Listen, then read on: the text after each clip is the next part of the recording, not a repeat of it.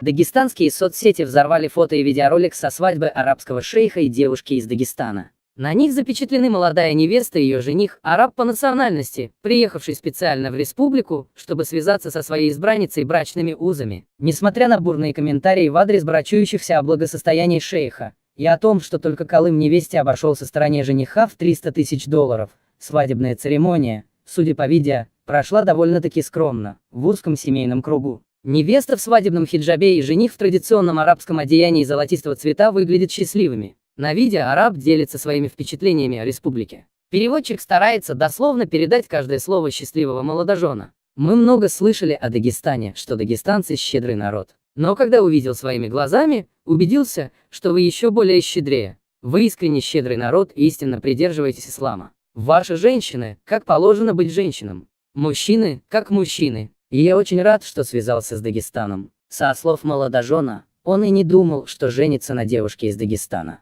Но это предопределение Всевышнего Аллаха, умозаключает шейх. Уважаемые братья и сестры,